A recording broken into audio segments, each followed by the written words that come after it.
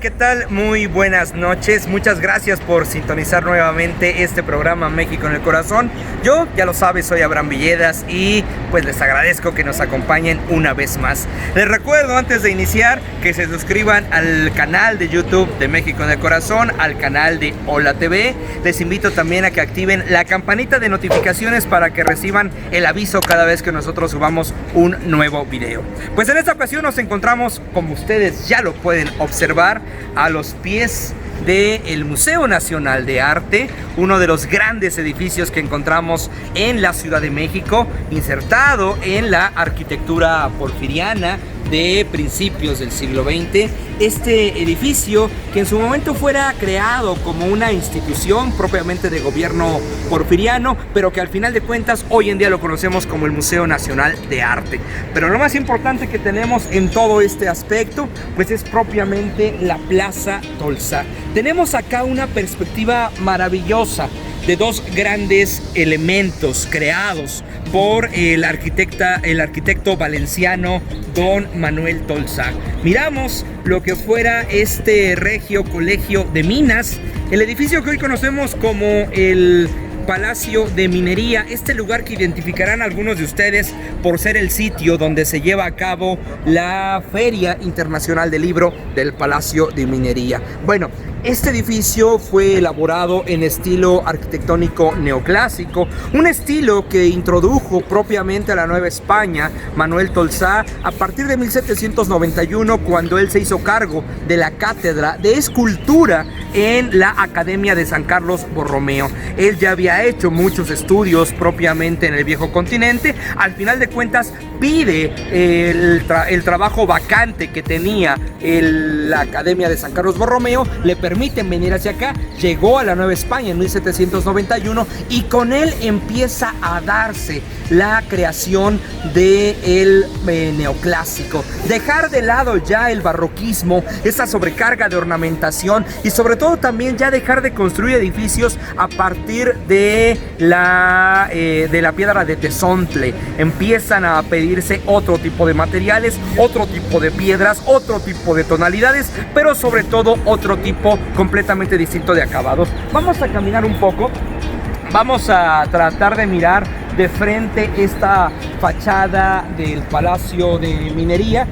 Ya lo saben ustedes, en los recorridos me gusta mencionar que cuando ustedes escuchen algo neoclásico, piensen en la saga de los Caballeros del Zodíaco de las 12 casas. Esas casas de los Caballeros del Zodíaco son clásicas, son griegas. Bueno, hoy en día cuando ustedes vean una arquitectura similar a eso, estamos hablando del neoclásico. Obviamente, para que sea netamente clásico, hablamos de ese periodo de tiempo en la historia. Lo neoclásico es lo que viene después. Y aquí nosotros encontramos pues estas especie de columnas que nosotros podemos apreciar, el remate en la parte alta, y bueno, pues es una de las grandes joyas que nos deja Manuel Tolsá para nosotros. Y es aquí donde hoy en día reposa la que es considerada una de las mejores esculturas ecuestres a lo largo de la historia y a nivel mundial. Se dice que está dentro de las mejores 4 esculturas a nivel internacional. Algunos la ponen en segundo lugar, apenas debajo de una escultura por allá en el Capitolio en Roma. Esta escultura ecuestre que nos recuerda al rey Carlos IV. Esta escultura que fuera diseñada propiamente por Don Manuel Tolsá para dar un pequeño homenaje al rey, que no netamente fue una idea del propio Tolsá. Había por ahí un virrey en la Nueva España que necesitaba congraciarse con el rey de España, y es entonces que le pide a Don Manuel Tolsá que haga esta creación. Vamos a acercarnos un poco, vamos a caminar hacia este caballo. Estamos hablando de una escultura de aproximadamente 7 toneladas de peso, vaciada en bronce, pero que tiene una historia antes de estar en este espacio. Originalmente la estructura del caballo, pues este es el segundo caballo de Carlos IV. El primero de igual forma lo hizo Manuel Tolsá, pero el primero lo hizo de madera y lo recubrió con lámina de oro. ¿Por qué razón? Bueno, pues aquel primer caballo desafortunadamente no se pudo fundir a tiempo por una razón muy fácil. Ay, perdón, salud, tengo que estornudar. Vamos a avanzar porque van a empezar a cantar aquí. Nos vamos a avanzar del otro lado. El primer caballo que se crea es de madera, recubierto con laminilla de oro. Se había venido encima el tiempo, no se había tenido ya la oportunidad, la calma de fundir este caballo. En primer lugar porque cuando se iba a fundir por primera vez, cuando se iba a hacer la fundición, el barco en el que venían los metales con que se iba a hacer la fundición fue robado por piratas. Ese bronce ya no llegó a la Nueva España, se tuvo que buscar materiales de algunos otros lados para lograr hacer esta fundición. Importante, aquellos que nos acompañen del estado de Michoacán, por ejemplo, se pueden sentir orgullosos porque de un lugar como Santa Clara del Cobre fue traído gran parte del material con el cual se fundió el caballito de Carlos IV. Bueno, se le vino encima el tiempo a don Manuel Tolsá, tuvo que hacer un caballo de madera, lo recubrió con laminilla de oro, se inauguró un primer caballo, pero no solamente era una cuestión de inauguración del caballo, sino también se tenía que hacer una inauguración de técnicamente todo el espacio que el caballo ocuparía dentro de la Plaza Mayor del Zócalo. Bueno, que en ese momento no se llamaba Zócalo, obviamente, en la Plaza de Armas en aquel entonces. Todavía fue Manuel Tolsá quien creó, obviamente, la base de aquel caballo, quien creó también la serie de barandales. Era una especie de baranda circular que iba a estar custodiando esta plaza, esta parte de la plaza, y además también tenía puertas de acceso. Algo importante, el hecho de tener puertas de acceso pasa lo mismo que hemos platicado en algún momento respecto a la Alameda Central. ¿Por qué un espacio público tiene puertas? Porque al final de cuentas no iba a ser un espacio abierto todo el tiempo para toda la parte del pueblo. Era un espacio donde no cualquier persona iba a poder ingresar. Al final de cuentas, Manuel Tolsá decidió hacer aquel caballo. El rey había autorizado la realización de la obra, se había mandado el modelo del caballito en madera, y bien importante, ¿dónde sacó el modelo del caballo? El caballo que ustedes ven acá a mis espaldas, realmente existió como tal. El caballo llevaba el nombre de Tambor. El caballo pertenecía al marqués de Jaral de Berrio, este personaje que fuera dueño del Palacio Valparaíso, que fuera construido por Francisco de Guerrero y Torres, el personaje que pagó la construcción del edificio que ahora conocemos nosotros como el Palacio de Iturbide. Ese señor era el dueño de Tambor. En una fiesta que se estaba celebrando propiamente en el ahora llamado Palacio de Iturbide, a don Manuel Tolsá le presentaron el caballo. Le pareció maravillosa la estampa de un caballo pura sangre y decidió que sería ese Tambor el que sería esculpido y pasado a la fama. Cuando Manuel Tolsá tenía el diseño, tenía la forma, tenía la fisonomía, pues se tenía que enfrentar solamente a un problema más. ¿Cómo es que iba a hacer la fundición? Básicamente en la Nueva España no había un lugar en el cual se pudiera hacer una fundición tan grande. Hay que recordar que esto tenía que ser un elemento, una fundición de primera mano, de primera intención, tenía que quedar a la primera. Tenía que quedar una escultura sin fisuras, tenía que quedar una escultura sin grietas, tenía que quedar una escultura sin imperfecciones, y fue un trabajo muy grande. Alguna anécdota que platicaron en el Museo Nacional de Arte, alguno de los guías de por allá adentro, es que Manuel Tolsá supo cómo fundir la escultura del caballito gracias a un invento gastronómico que tiene que ver con la barbacoa. Ustedes recuerdan cómo se hace la barbacoa tradicional: un hoyo en la tierra, técnicamente se hace un pequeño infierno en el hoyo, se colocan maderas, se colocan las piedras al rojo vivo. Bueno, a Manuel Tolsá en alguna ocasión lo invitaron a degustar barbacoa. Él, cuando ve salir la barbacoa, cuando ve este mini infierno que está ahí adentro, decide que es la única manera en la cual puede fundirse el bronce para lograr mantener la escultura. Así que en el patio del Colegio de San Gregorio, colegio levantado por jesuitas que para ese entonces ya no estaban en la Nueva España, en el patio del Colegio de San Gregorio, don Manuel Tolsá manda a hacer 2 hoyos donde serían colocados propiamente piedras piedras, palos, donde se crearía una gran lumbrada para fundir los metales a la temperatura ideal, a la temperatura exacta para poder llevar a cabo esta fundición. 5 días se tardó la fundición de los metales. 5 días se tardó en calentar los metales, que estuvieran a la temperatura perfecta y que se llevara a cabo el vaciado en el molde. Una especie de técnica a la cera perdida. La cera termina evaporándose, obviamente la cera se pierde. Aproximadamente 30 minutos. En 30 minutos todo el bronce, todos los metales conglomerados hechos líquidos habían bajado a ese molde, se había derretido la cera y se había empezado pues a la creación propiamente de este caballo. Una vez que Manuel Tolsá pudo sacar al caballo, pudo ver la pieza, se maravilló al saber que la pieza había quedado perfecta, sin ninguna fisura, sin ninguna fractura, y después todavía tardó un año más en llevar a cabo la finalización del caballito, la pulición, el quitado de rebabas, la colocación correcta de la patina de este caballo que nosotros tenemos. Que bueno, también otra cosa es muy importante, todos ya le decimos caballo, a nadie nos importa que está allá arriba el rey Carlos IV, ya para nosotros lo más importante es el caballo. Y dentro de esa importancia del caballo de Carlos IV, también tiene que ver la historia del caballo con la independencia de México, porque vamos a caminar para tratar de verlo con algunos ángulos. Cuando se lleva a cabo la independencia de México, cuando se termina el primer imperio de Agustín de Iturbide, cuando llega a la presidencia el señor Guadalupe Victoria, él tiene la idea de deshacerse de este caballo, de al final de cuentas destruir todo rasgo, todo vestigio de una Nueva España.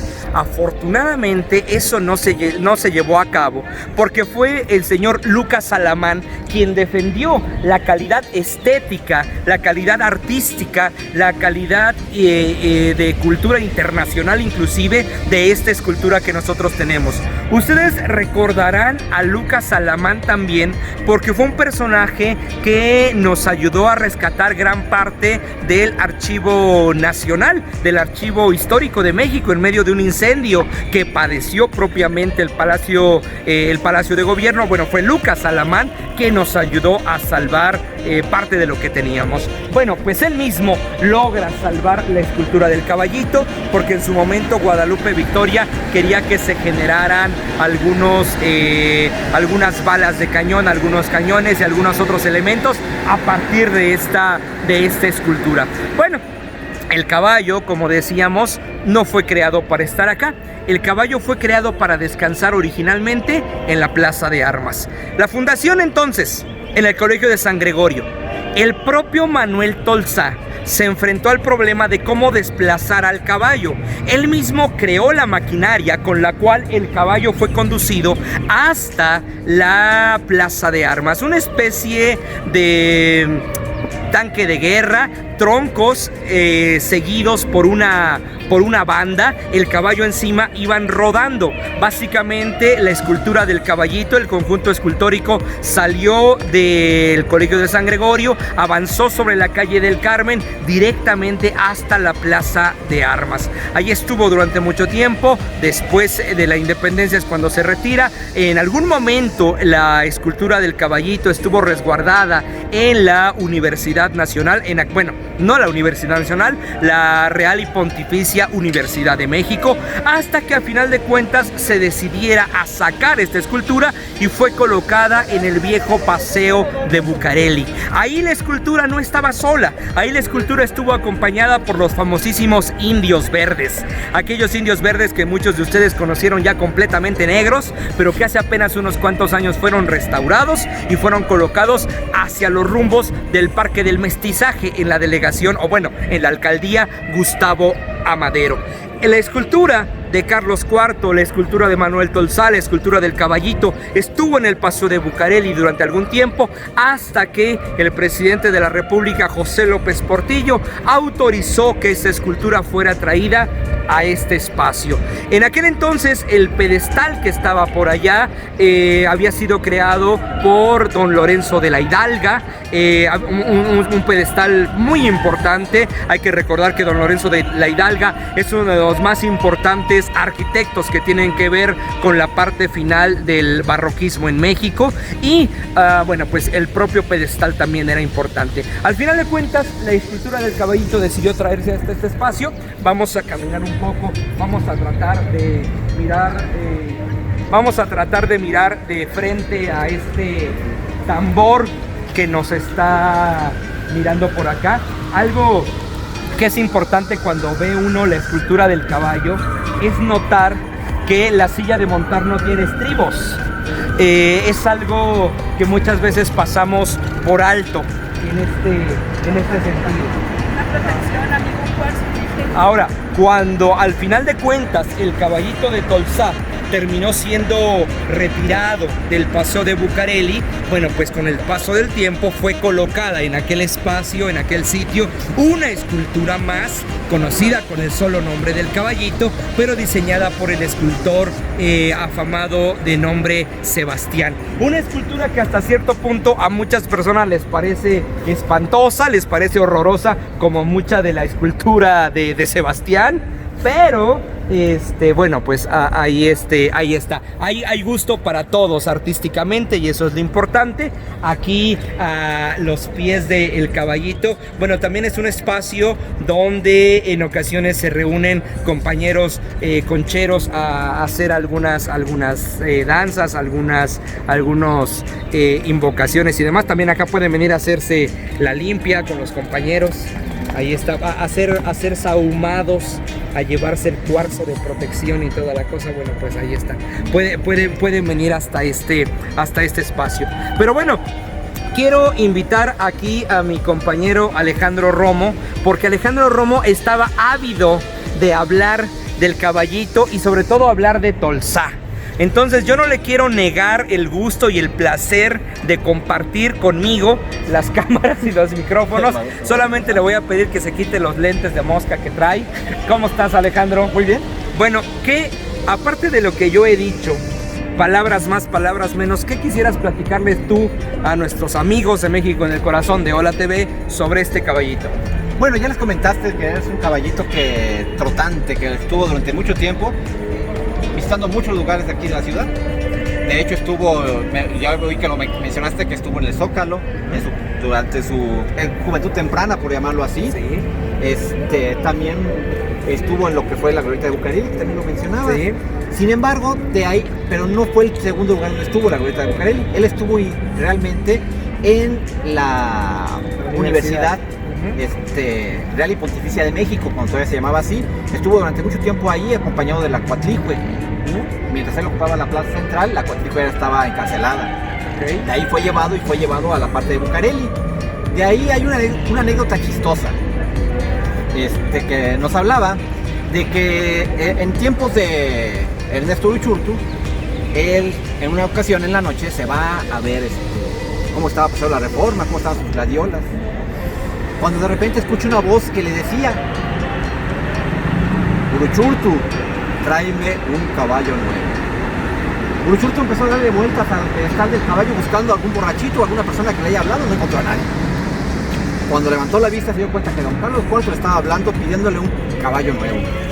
Esto para él resultó increíble. Al día siguiente, primera hora, estaba directamente en la oficina del presidente, diciéndole que don Carlos IV le estaba pidiendo un caballo nuevo. El presidente lo tomó de loco. Entonces el presidente compactó con Uruchurtu, venía en la noche a ver qué pasaba con esto del caballo. Estando en la noche, se plantaron los dos bajo el caballo, y ahora sí, Uruchurtu dijo: don Carlos, ya trajo el presidente, pídele usted lo que quiere. El caballo y don Carlos no hablaron. El presidente fue muy molesto. Uruchurtu se volteó a don Carlos y reclamó que cómo había sido posible que había dejado un tal ridículo con el presidente de la República, ya que se lo había traído. Y el caballo, bueno, don Carlos IV volvió a hablar, diciéndole: Uruchurtu, te pedí un caballo nuevo, no una vieja mula.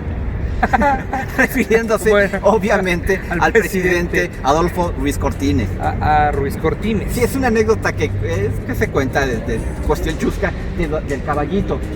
Otra cosa, también comentabas que el caballito también fue salvado, no en su totalidad.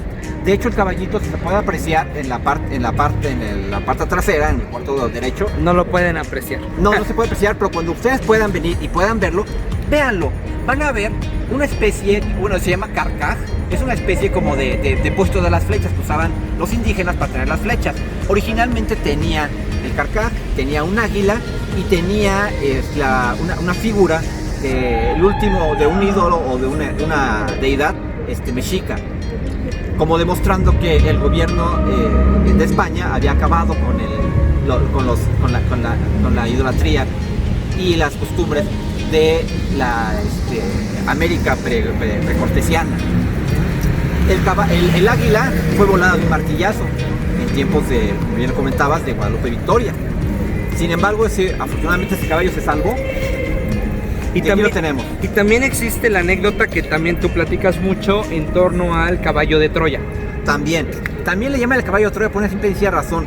Cuando recién lo había acabado, obviamente tú hablas de la primera figura del caballo, la figura de madera. Le es abierto un costado, un anca, porque Tolsá tuvo la curiosidad de saber cuántas personas podían caber dentro de este caballo. Hizo la prueba y metió 15 personas. Okay. A partir de ahí se comenzó a conocer como el caballo de Troya también. Todavía personas ya no tan jóvenes nos podrán decir que sí, que se llamaba el caballo de Troya. Y también hay una anécdota más.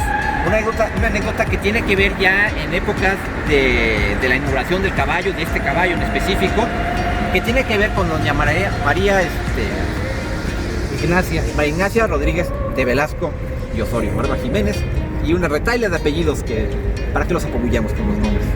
Sí, esa anécdota de la güera es retratada por don Artemio del Vallarispe en el libro biográfico de la güera Rodríguez. Biográfico entre comillas, hay que recordarlo, porque es una biografía muy escrita en torno al chisme.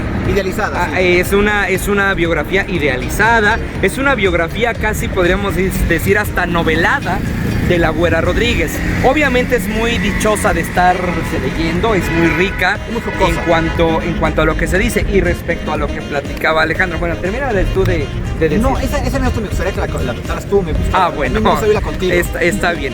El día que se inauguró la escultura del caballito, obviamente estuvo presente la crema innata de la sociedad novohispana, toda la grey, exactamente, todos los fifís de la época estuvieron presentes en la inauguración junto a la güera Rodríguez. Esa aristocracia pulquera. Ándale.